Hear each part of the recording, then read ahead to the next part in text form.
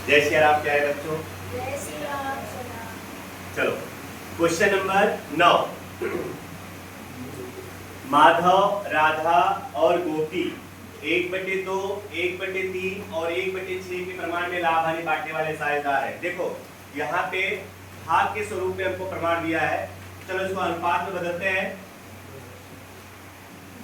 माधव, राधा और गोपी, पहले वाले का 1/2 है ना, दूसरे वाले का 1/3 और तीसरे वाले का 1/6।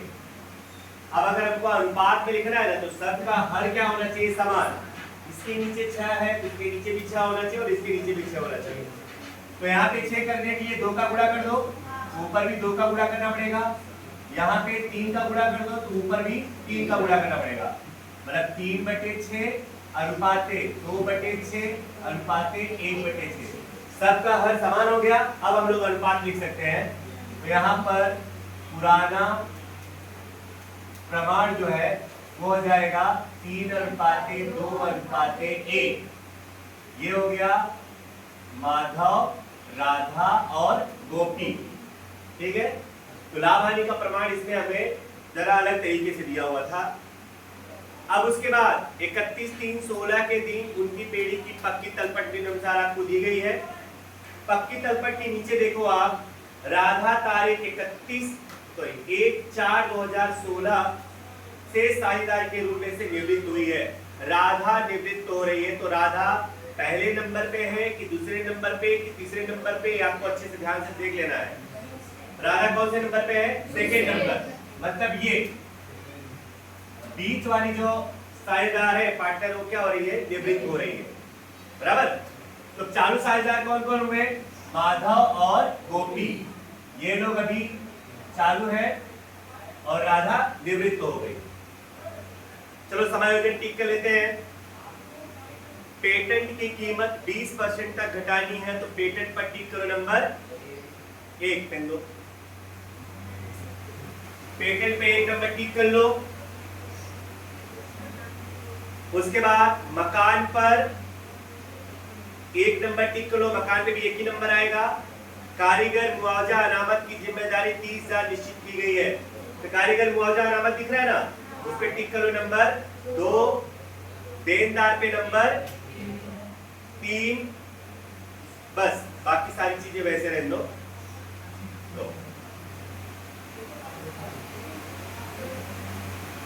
तो जैसा कि आप लोग जानते हो, हमें पुरानी पक्की तलपट के दायित्व की तरफ से अपना सवाल चालू करना होता है। बराबर। तो सबसे पहले क्या है? पूंजी। पूंजी लिखते हैं पूंजी खाता के जमा पक्ष में। क्या लिखते हैं? शेष आगे लाए। बोलो। पहले का 1/36, 50,000, 54,000। बराबर। उसके बाद लेनदार, ये दायित्व में आएगा। कोई समायोजन है? नहीं। तो डायरेक्ट लिख दो, 4 लाइन छोड़कर। लेनदार कितना है? 50,000। उसके बाद कारीगर मुआवजा अनामत। मैंने आपको बताया है कि कारीगर मुआवजा अनामत जो है उसकी तुलना करने का जो दावा हमने जो मंजूर किया है, कितने का दावा मंजूर किया समायोजन में? 30,000 का। चेक करना, हमारा अनामत अगर ज्यादा हो तो पूंजी खाता के जमा पक्ष में, और अगर हमारा अनामत कम हो तो पुनः मूल्यांकन खाता के उधार पक्ष में लिखेंगे। तो यहाँ पे देखो, हमने अनामत रखा हुआ था कारीगरों के लिए कितना? 24,000 का। कारीगरों के अकस्मात मुआवजा के लिए हमने 24,000 रुपए का अनामत रखा था। और कारीगर मुआवजा अनामत की जिम्मेदारी कितनी निश्चित हुई? 30,000। मतलब हमारा अनामत क्या है? कम। तो पुनः मूल्यांकन के उधार में लिखेंगे। जितना कम पड़ेगा उतना क्या लिखेंगे? कारीगर मुआवजा अनामत कितना? जितना कम पड़ेगा उतना। और बाकी का जो समय वजन वाली रकम होगी ना, वो पूरा नए वाली पक्की तलपट में आएगी। तो आप लिख दो, कारीगर मुआवजा का दावा कितना है? 30,000। नेक्स्ट, कर्मचारी प्रोविडेंट फंड, ये तो दायित्व है, तो दायित्व में ही आएगा, कोई समझ नहीं है ना? नहीं। प्रोविडेंट फंड कितना है? 15,000। उसके बाद विनियोग अभिवृद्धि फंड, इस पे कोई समायोजन नहीं है ना? नहीं। तो पूंजी खाता के जमा में बांट लो। यहाँ पे लिखेंगे, तुम इसको विनियोग अनामत भी लिख सकते हैं। वहां विनियोग अनामत कितना है? बांटो।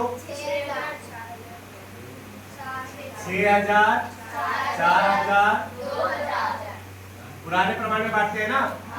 नेक्स्ट, रोकड़ बैंक, रोकड़ उधार में आएगा, क्या लिखते हैं? शेष आगे लाए। शेष आगे लाए 12,000। नेक्स्ट, देनदार संपत्ति में आएगा, देनदार कितना है? 80,000। देनदारों में बोला है कि देनदारों पर डूबत ऋण अनामत 5% बढ़ाना है। अच्छे जरा समझो, देनदारों पर डूबत ऋण अनामत 5% बढ़ाना है। तो देनदार कितना है? 80,000। 80,000 का 5% करो 4,000। जरा समझो, 80,000 का 5% हमको बढ़ाना है, तो मतलब 4,000 बढ़ाना है। तो डूबत ऋण अनामत पहले से कितना दिया हुआ है? कितना दिया हुआ है? 5,000 दिया है, 4,000 और बढ़ाना है, तो डूबत ऋण अनामत कितना हो जाएगा? 9,000। बराबर ना? तो यहाँ पे डूबत अनामत कितना घटाएंगे? 9,000। डूबत अनामत 5,000 तो पहले से ही था, 4,000 और बढ़ाना है, मतलब टोटल 9,000 हो जाएगा। डूबत ऋण अनामत कितना हो जाएगा? टोटल 9। यहाँ पे घटा दो, कितना आएगा? 71। बराबर ना? तो ये किधर आएगा? पूरा मूल्यांकन खाता के उधार। यहाँ लिखेंगे डूबत, नया माइनस पुराना ना? नया माइनस नया कितना है? 9,000, और पुराना कितना दिया है? 5,000। तो 9 में से 5 गया तो 4,000। ठीक है, एक ये समझेंगे तुम लोग। 5% डूबत ऋण अनामत बढ़ाना है, तो 80,000 का 5% कर लो 4,000, और डूबत ऋण अनामत पहले से कितना दिया है? 5। तो 5,000 में 4,000 जोड़ दो, कितना हो गया? 9,000। तो डूबत ऋण अनामत टोटल कितना हो गया? 9,000। तो 9,000 घटाएंगे, और पूरा मूल्यांकन के उधार में जो एक्स्ट्रा आया वो 4,000 बढ़ गया ना हमारा, 4,000 आएगा। स्टॉक पे कुछ नहीं है ना, तो डायरेक्ट इक्विटी संपत्ति में स्टॉक कितना है? 62,000। नेक्स्ट, विनियोग, इस पे देखो समायोजन है। विनियोग की बही कीमत कितनी है? 58,000। देखो जो आउटर कॉलम में रकम होती है ना, उसको क्या बोलते हैं? बही कीमत। और ब्रैकेट में देखो उसकी बाजार कीमत कितना दिया है? 64,000। और आपको तो बाजार कीमत कितनी होती है ना, तो विनियोग पहले लिख दो, इनर कॉलम 58। विनियोग इनर कॉलम कितना है? 58 ना, और उसकी बाजार कीमत कितनी है? 64। मतलब बढ़ेगा ना, प्लस वृद्धि 6,000 जोड़ दो, आउटर में 64। तो बोला हमारे लिए लाभ है, पुनः मूल्यांकन के जमा में कितने का लाभ हुआ? 6,000। नेक्स्ट, पेटेंट हमारी संपत्ति है, कितना है पेटेंट? 35। इस पे भी समायोजन है। पेटेंट की कीमत 20% घटानी है, समायोजन नंबर 1। तो माइनस कमी 20%, 7,000। तो 7,000 घटा दो, तो हमारे लिए क्या हुआ? नुकसान। तो पुनः मूल्यांकन के उधार में पेटेंट 7,000। नेक्स्ट, मकान संपत्ति में आएगा 75। अब इसमें क्या बोला है, 90% तक घटाना है, मतलब 10% घटाओगे, हमको 90% तक लाना है, तो कितना कितना घटाना पड़ेगा, 10%। तो माइनस कमी 10%, 75, 100, आउटर में 67,500। ये भी हमारे लिए नुकसान है ना, तो पूरा मूल्यांकन के उधार में मकान कितना, 7,500। नेक्स्ट, विज्ञापन अभियान खर्च, ये कहाँ आता है, पूंजी खाता के उधार में।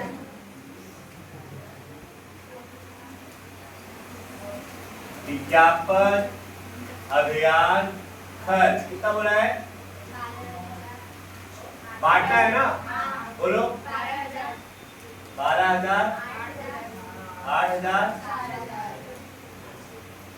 सभी साझेदारों के बीच बांट करके लिखते हैं। उसके बाद चलो आ जाओ, समायोजन नंबर 1 पूरा हो गया, समायोजन नंबर 2 भी पूरा हो गया, समायोजन नंबर 3 भी पूरा हो गया। और राधा को ख्याति के रूप में कितना चुकाना है, 40,000 चुकाना है। तो ये कौन चुकाता है पता तुमको, पुराने साझेदार, पुराने मतलब चालू साझेदार। चालू साझेदार कौन कौन है, माधव और गोपी, यही लोग चुकाएंगे। कौन से प्रमाण में, लाभ के प्रमाण में। तो इस क्वेश्चन में बच्चों हमको लाभ आने का नया प्रमाण नहीं दिया है, तो जो उनका पुराना प्रमाण होगा वही उनका लाभ का प्रमाण हो जाएगा। तो यहां लिखेंगे यम तथा जी का लाभ का प्रमाण 3:1 हो जाएगा ना, 3 और 1, 3:1। अगर प्रश्न में तुमको पुराना प्रमाण नहीं, सॉरी नया प्रमाण नहीं दिया हो, तो जो पुराना प्रमाण होगा ना वही लाभ का प्रमाण हो जाएगा। ठीक है, तो चलो अब उसकी आर की ख्याति कितनी है, 40। आर की ख्याति है 40,000। एम और जी में बांट दो, 40,000 गुणे 3/4 और जी का 40,000 गुणे 1/4। पहले का 30 और दूसरे का 10। इसका रोचनांश आपको पता होगा, दोनों का खाता क्या होगा, उधार। जो चालू साझेदार होते हैं उनका खाता क्या हो जाता है, उधार, और जो डेबिट होता है उसका खाता जमा। तो एम की पूंजी खाते उधार, एम की पूंजी खाते उधार, और जी की पूंजी खाते उधार, और आर ना, आर की पूंजी खाते का। तो एम का कितना है, 30, और इसका 10, और इसका टोटल 40। अब एंट्री कैसे करते हैं, मैंने आपको बोला है, उधार साइड में जाओगे तो जमा वाले का नाम लिखना है। उधार साइड में जाओगे तो जमा वाला, जमा में कौन है, आर। क्या लिखो, आर की पूंजी, लेकिन रकम आर में नहीं आएगा, जिसका नाम विवरण में आ गया रकम उसमें नहीं आएगा। तो रकम किसमें आएगा, एम और जी में। तो एम का कितना है, 20, एम वाले में 30 लिख दो और जी वाले में 10 लिख दो। अब जमा साइड जाओगे, उधार वाले का नाम लिखो। उधार में कौन है, एम और जी, दोनों का नाम लिखो। एम की पूंजी और जी की पूंजी। लेकिन अब रकम ना तो एम में आएगा ना तो जी में आएगा, किसमें आएगा, आर में। आर वाले में तो यहाँ पे 30,000 और यहाँ पे 10,000। ठीक है, कोई डाउट, चलो नेक्स्ट। पांचवा समायोजन समझो, गत वर्ष अपलिखित किए डूबत ऋण के 3,000 में से 500 रुपए हमको वापस मिल गए। 3,000 रुपए हमारा पिछले साल डूब गया था, उसमें से 500 हमको वापस मिल गए। तो इसको क्या बोलते हैं, डूबत ऋण वापसी। डूबा हुआ पैसा अगर वापस आ जाए तो उसको डूबत ऋण वापसी बोलते हैं। तुम्हारे लिए क्या है, लाभ। तो पूरा मिलाकर जमा में आएगा, यहां लिखेंगे डूबत वापसी। कितना डूबत वापसी है, और रोकड़ा आएगा डूबा हुआ पैसा हमको वापस मिल रहा है तो रोकड़ा आएगा ना, तो रोकड़ के उधार में भी आएगा डूबत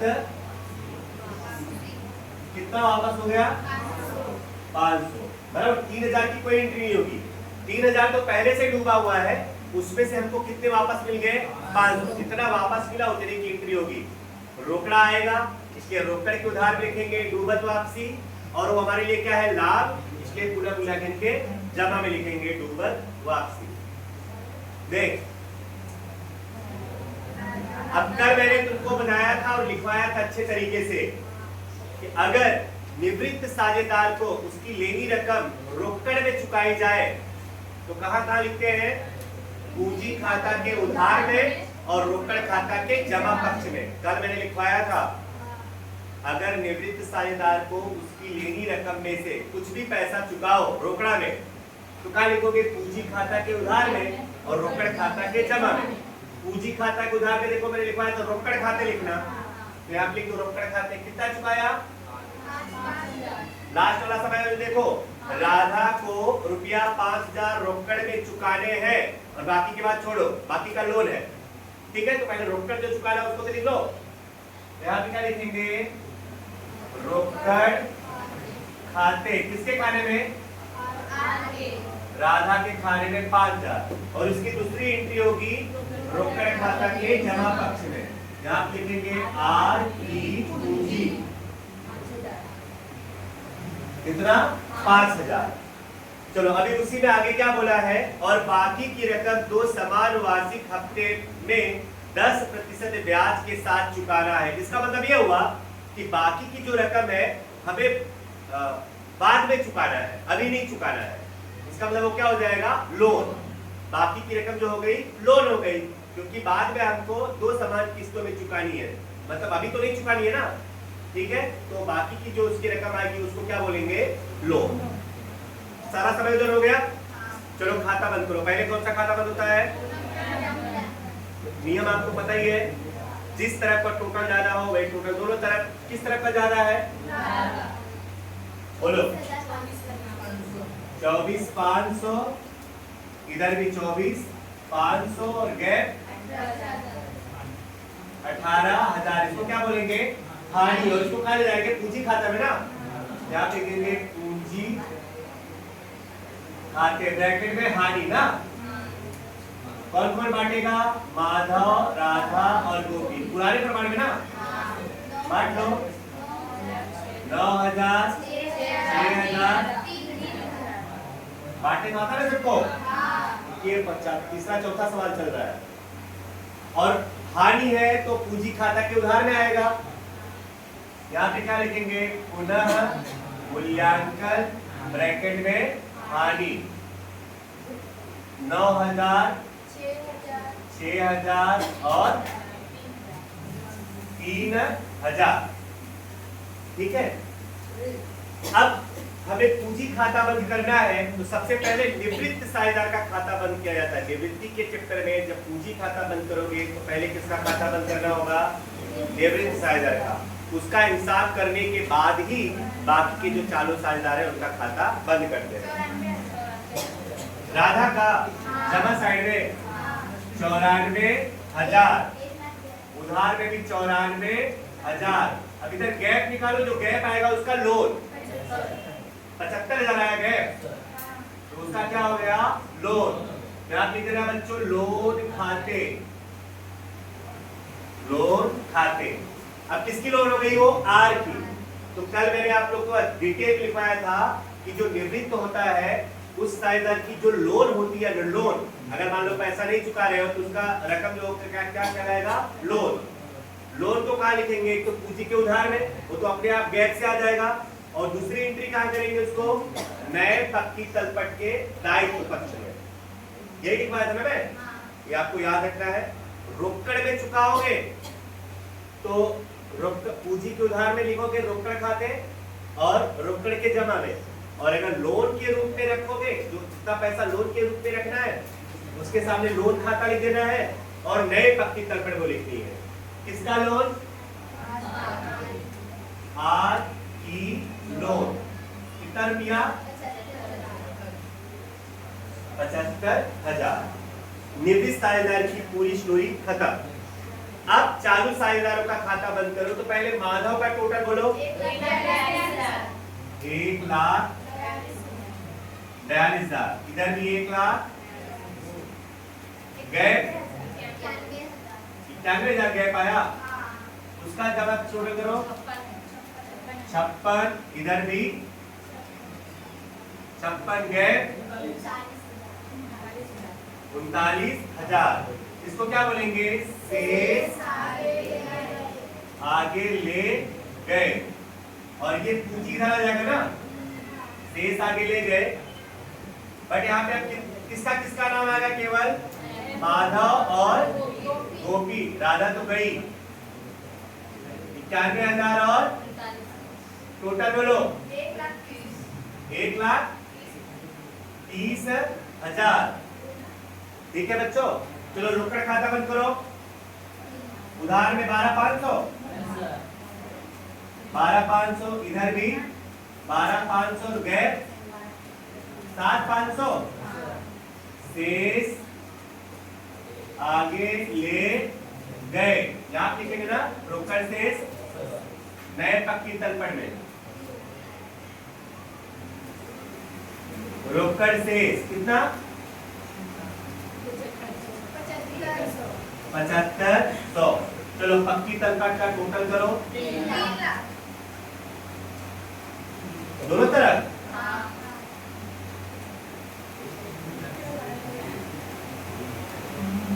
ठीक है बच्चों, लिख लो फटाफट।